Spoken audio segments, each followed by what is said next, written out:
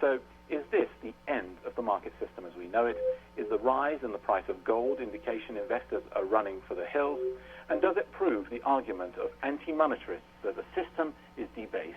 Is this the Wall Street crash in slow motion? And what will the days and months ahead hold in store for small investors? On Four Corners, I'm joined by Dr. Surendra Kaushik from Pace University's Business School in New York, and joining me on the telephone, also from the crash site, Robert Brusca, Chief Economist at Fact and Opinion Economics.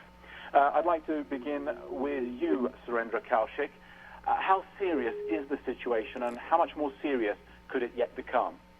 This is extremely serious.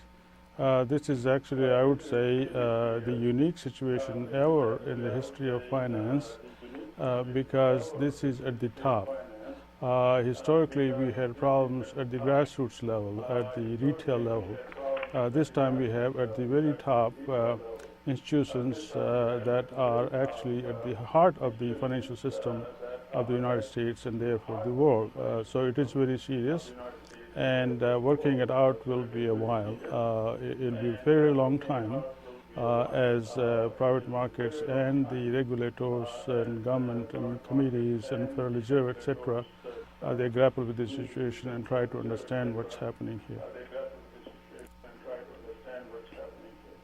Robert Brusca, welcome to the program. Good to have you here. Who could be the next headline-grabbing name to fold? Oh, it could be any number of these, as we hear. There are a lot of weak financial institutions. No, that's Robert Brusca. Robert Brusca, go ahead, please. Thank you. There are a lot of weak financial institutions at the moment, but Washington Mutual, so-called WAMU, is a firm whose stock has been under pressure for quite some time, and they are probably the one that the market's gaze will turn to next to want go.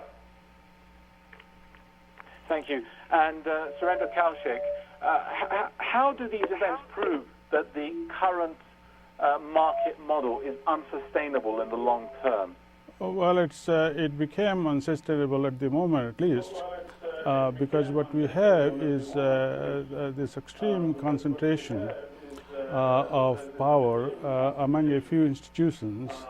And the second problem is that they fool themselves and the markets under the portfolio theory that they have diversification.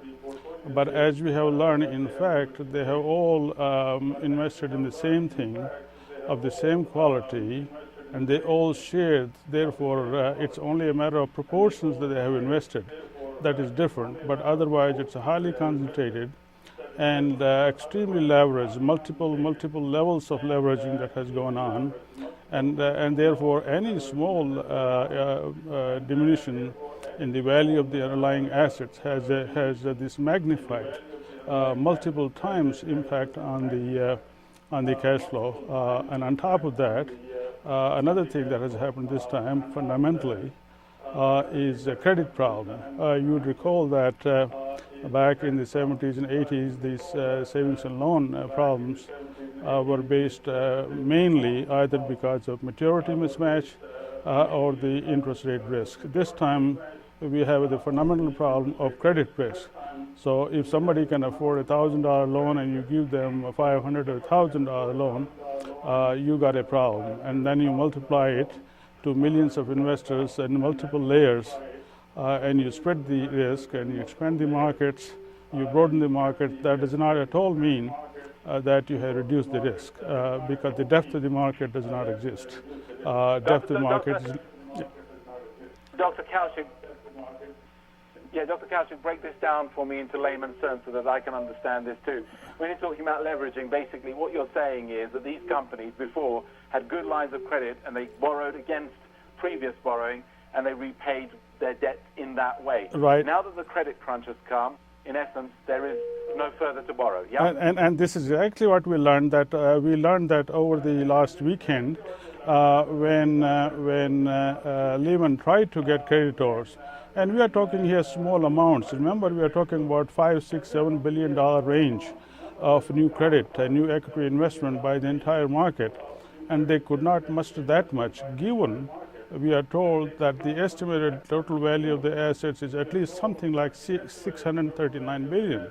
So if you have 639 billion assets, and with that kind of power, people in the market anywhere in the world are not willing to give you additional 5 billion as investment, you know that they think you are worthless. So that's the magnified problem I'm talking about. Yeah, Robert Bruska, $639 billion in assets, 168 years of experience, record profits last year. Why does a company like Lehman fold? Why are people prepared to let it go? Well, I think you just heard the accounting for it. Leverage, leverage, leverage. When you have that many assets and that little capital, and it is a small amount of capital for that many assets, small amounts of declines in your assets can do severe damage to your capital. And in the case of Lehman Brothers, and like a lot of other firms, in the street, what we've been hearing them say is, "Oh, everything's fine." "Oh, everything's fine." "Oh, yes, but now everything's fine." Well, now we have control of our problems, and they never really got control of their problems. And then what happened, I think, is they lost their credibility, and that's why they couldn't raise money, because people really, these are complicated securities, and you don't easily find out what they're worth. And when the person who holds them continues to have losses, after some point you wonder if they know what they're doing, if they're talking to you straight. And it's also true that Lehman did have a couple of opportunities to cut deals with people, notably the Korean Development Bank. And, the market perception is that, Fold, the chairman, was just trying to get too much for Lehman, and he refused to sell it, and so now Lehman will go bankrupt. So what do you blame it on? You blame it on leverage. You blame it on unrealistic expectations. You blame it on poor communication with the public. You blame it on all those things. So, Robert Bruska, what you're essentially telling me is that liquidity is very low in the market right now. Probably a delight to economic planners' ears who want to depress inflationary trends, but not much else good can come out of that, can it? Well, no. I mean, one of the things that I think is true is that liquidity is good. We want to have liquidity. You need to have liquidity. People who are qualifying for a loan should be able to get a loan. People who are in good economic circumstances should be able to engage in transactions in the economy, and that's how I think of liquidity. Now, sometimes people say there's too much liquidity, and when they're saying that, or they're basically saying that the terms and conditions of lending have become too easy. But if you think of liquidity per se as money flowing where it should be able to flow, that should always happen. And so not having that kind of liquidity is a huge problem. The financial market is basically misfiring, and we really don't have a very good solution. The Fed has placed a lot of these new lending facilities in existence to try to help make liquid things that aren't liquid and to get that liquidity flowing again. But there's a lot of skepticism. We see it in the markets today. The markets really do seem to be seizing up here.